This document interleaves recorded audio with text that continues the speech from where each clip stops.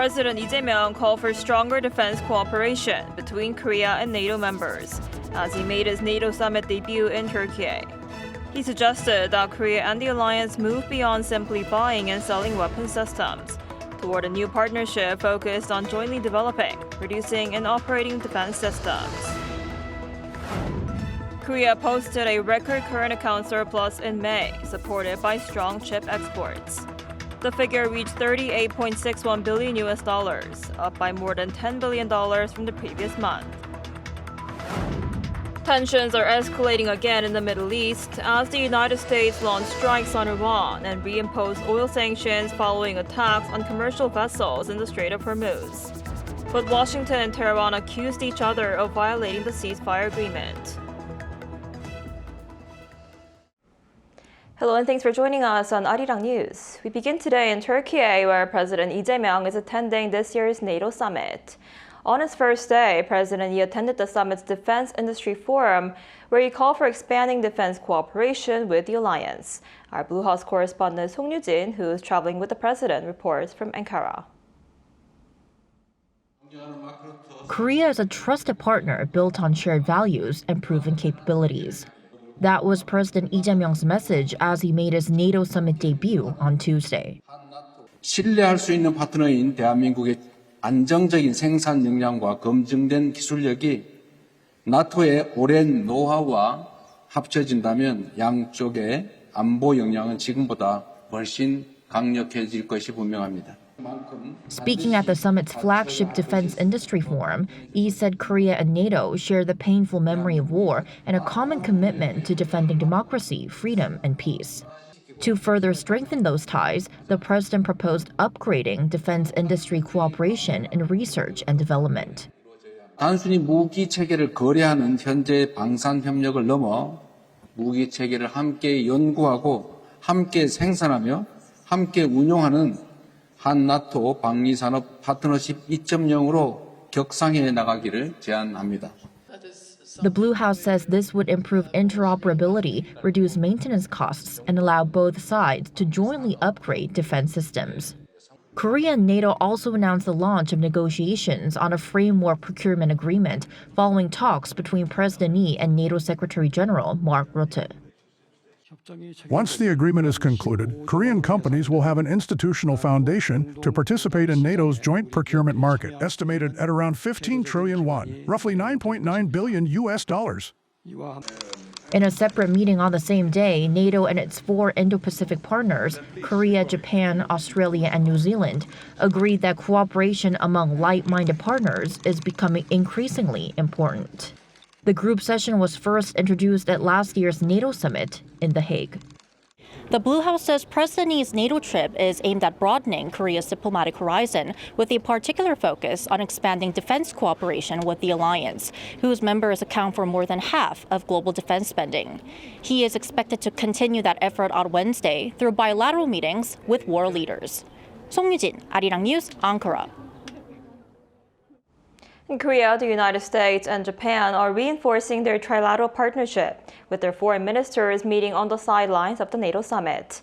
They agreed to coordinate closely on security, economic resilience, and next-generation nuclear energy, pending an agreement on small modular reactors.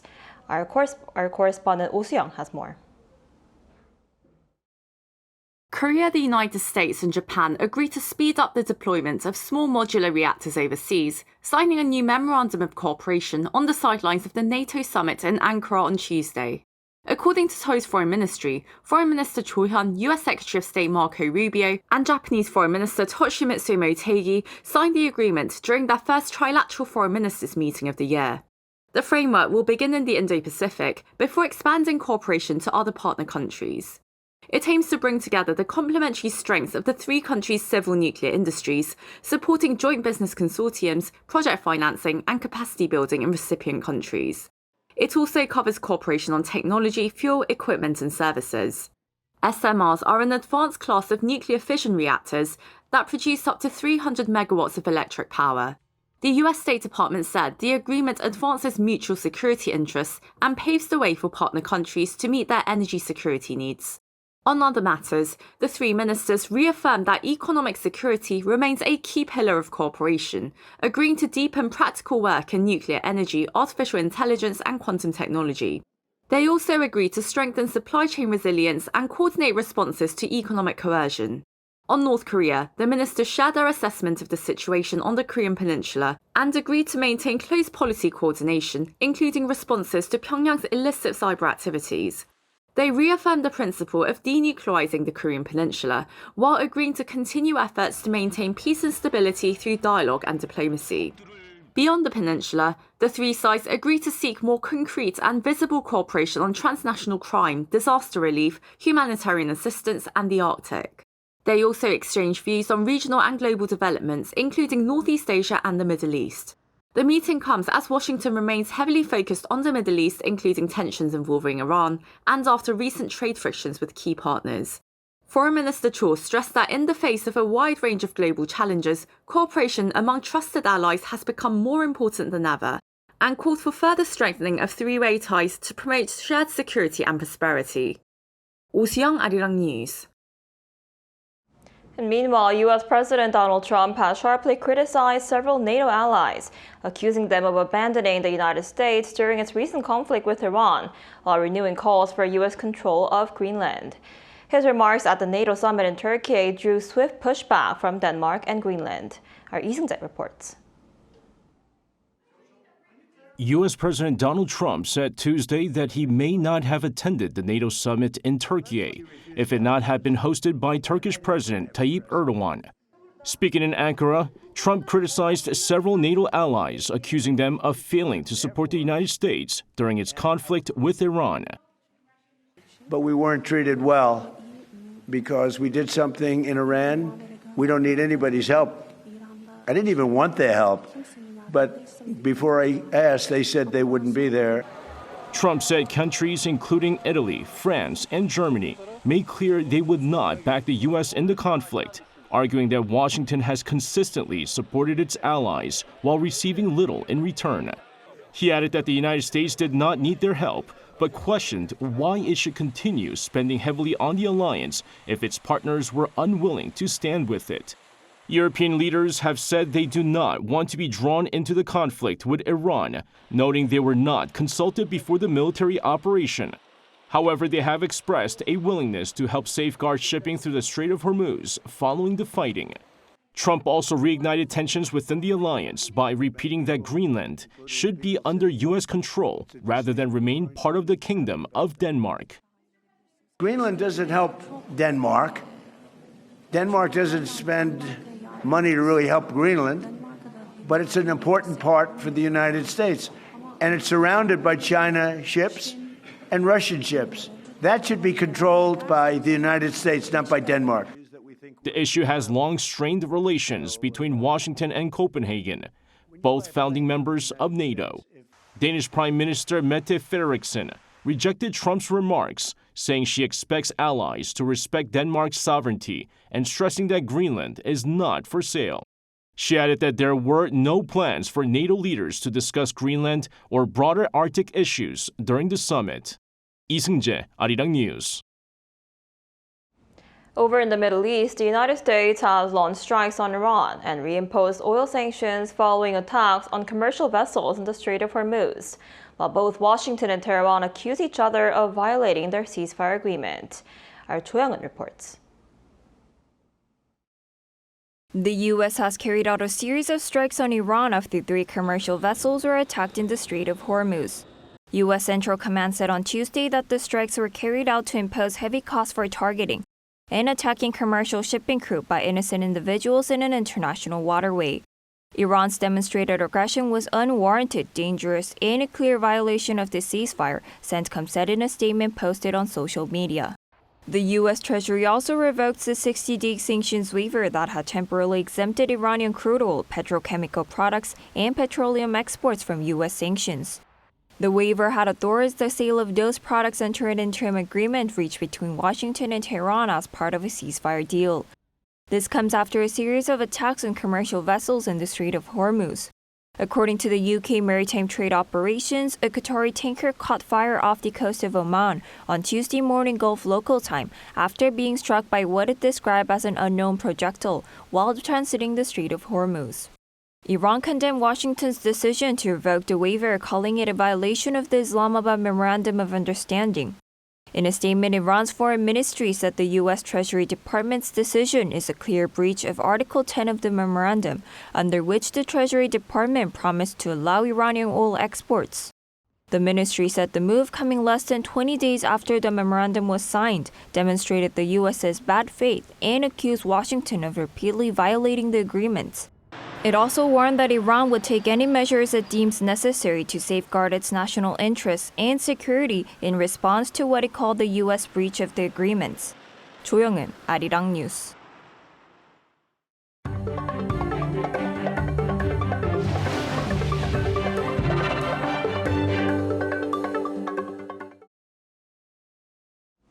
Strong semiconductor exports are driving yet another economic record for South Korea.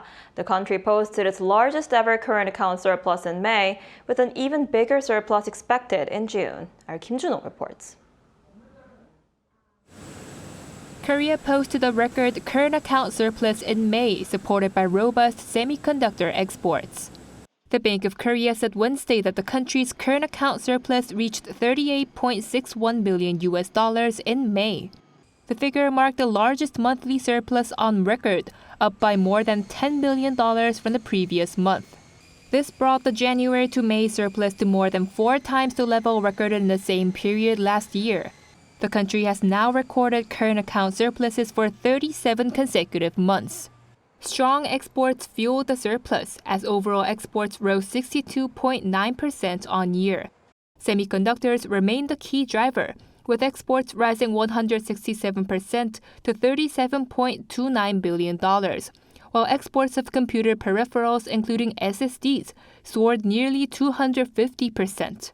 Exports to China saw the sharpest increase, with shipments to most other major markets also rising. Shipments to the Middle East, however, moved lower. Imports rose 22.2% from a year earlier, driven mainly by higher raw material purchases amid the Middle East conflict. But that was offset by even faster export growth. Wednesday's result follows months of strong trade surpluses. Given the exceptionally large trade surplus in May, this strong current account result was largely expected. And since June's trade surplus was even bigger, the next current account report is also likely to remain strong. A Bank of Korea official added that June's current account surplus is expected to reach around $40 billion, with this year's total likely to surpass earlier projections. Meanwhile, net financial assets saw their second largest increase on record. Foreign investors posted a record net sell-off in Korean equities, largely due to profit-taking after the recent market rally. Kim Junho, Arirang News. South Korea has urged the office of the U.S. Trade Representative to reconsider its proposed 12.5% tariff over forced labor concerns, calling the measure unwarranted and disproportionate. The South Korean embassy in Washington submitted its comments on Monday after USTR proposed tariffs on South Korea and dozens of other economies following investigations under Section 301 of the 1974 Trade Act. In its submission, the embassy says Seoul shares U.S. concerns about eliminating forced labor from global supply chains, but argued there is no sufficient factual basis for claims that South Korean imports burden U.S. commerce. It also highlighted the country's efforts to combat forced labor through stronger domestic laws, international commitments, and policies encouraging businesses to remove forced labor-linked products from their supply chains. As the global AI boom drives an unprecedented demand for advanced memory chips, Korea's tech titans are aggressively ramping up their production capabilities. To meet demand, both Samsung Electronics and SK hynix are fast-tracking their multi-billion-dollar semiconductor mega clusters in the Seoul metropolitan area. Our Park Jun-an takes us on site. In Gyeongin, Gyeonggi-do province, workers are busy erecting the steel pillars that will soon anchor the world's largest semiconductor mega cluster. Right here on this ground, SK hynix is building its next-generation semiconductor cluster. The company will spend 600 trillion won, or roughly $390 billion to complete the project as early as 2033. The site will soon house 4 new fabrication plants to meet the booming demand for AI memory chips. Samsung Electronics is also stepping up its game in Yongin to fund future tech infrastructure. Though the designated site is currently empty, the area will soon transform into Samsung's mega semiconductor complex. The reason behind this aggressive bet is AI demand. The global AI race is moving faster than ever. And at the heart of this is a surging demand for high-performance memory semiconductors used for AI data centers. While explosive AI investments by global tech giants have brought massive capital into Korea's top 2 chip makers, a shortage of AI memory chips has raised concerns across the tech industry. Soaring prices have delivered record profits for chip makers in the short term. But an extended supply bottleneck could force tech giants to seek alternatives to expensive memory, potentially reshaping the market demands. To prevent supply bottlenecks and secure long-term market leadership, Samsung and SK hynix have significantly accelerated plans to complete their semiconductor clusters, which were originally slated for the 2040s. Plans are also underway to establish a second semiconductor hub in the country's southwest. For now, however, the Yongin clusters remain the centerpiece of the projects. Once completed, they could serve as Korea's core AI infrastructure, helping power the global AI era. Park Junam, Arirang News. Incheon International Airport has reached a major milestone, surpassing 1 billion cumulative passengers just 25 years after opening. Our Baek Ju-hee has more. On Tuesday, Korea's main gateway reached a historic milestone, welcoming its 1 billionth cumulative passenger since opening in 2001. It took the airport exactly 25 years and 3 months to reach the mark. On average, 108,000 passengers use the airport daily, which translates to 4,513 people per hour, or 75 travelers every single minute. The airport reached 100 million passengers in 2005 and 500 million in 2016, before doubling that figure within a decade to hit 1 billion in 2026. According to the Incheon International Airport Corporation, this is the fastest growth rate among major global hub airports. While Incheon achieved this in 25 years, Germany's Munich airport took around 34 years, Singapore's Changi Airport 35 years, Japan's Narita Airport 39 years, and Dubai International Airport over 58 years. The 1 billionth passenger was Ayaka Hara, a Japanese national boarding a Korean air flight to Tokyo. Incheon International Airport Corporation held a grand ceremony to mark the milestone, presenting her with a commemorative plaque and a free airline ticket. The facilities are very clean and well equipped. Plus, the staff always comes over to help right away if I look lost. And they're so polite. By destination, routes to and from Japan recorded the highest volume, with more than 204 million passengers, followed by China, the United States, and Vietnam. Incheon's rapid growth is backed by consistent government support and infrastructure expansion. Following the completion of its Phase 4 construction project in 2024, the airport expanded its annual capacity to 106 million passengers, making it the world's third largest airport in terms of international passenger infrastructure. Foreign passengers made up 45% of our traffic in the first half of this year and will likely exceed 50% soon. We are expanding immigration staff to slash wait times, improving terminal facilities, and enhancing foreign language signage. Everything was great. The check-in was very smooth. Everyone was very helpful. I can say that the Seoul airport really is up to the standard. As Incheon International Airport celebrates its historic milestone, the Airport Corporation will now focus on investing more on facilities and innovate services. Baek Ju-hee, Arirang News.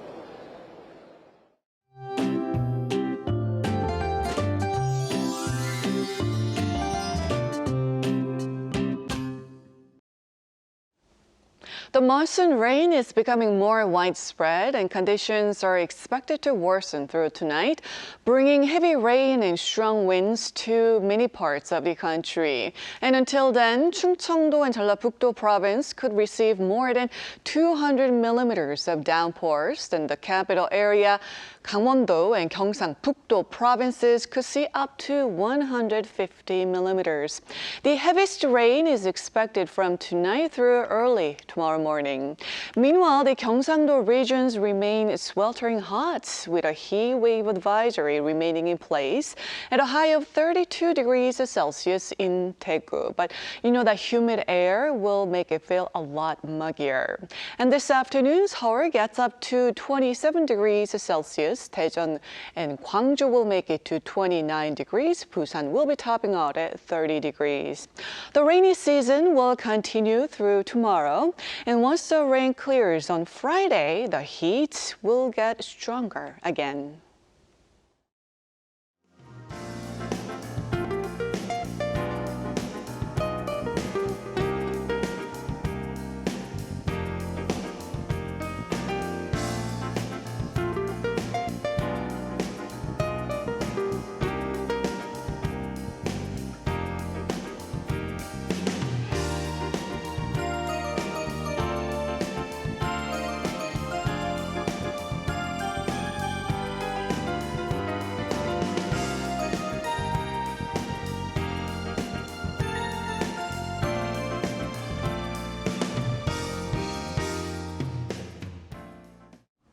That's all we have for today's noon edition of Arirang News. Thank you for watching. We'll be back at 5 p.m. Korea time. Stay tuned.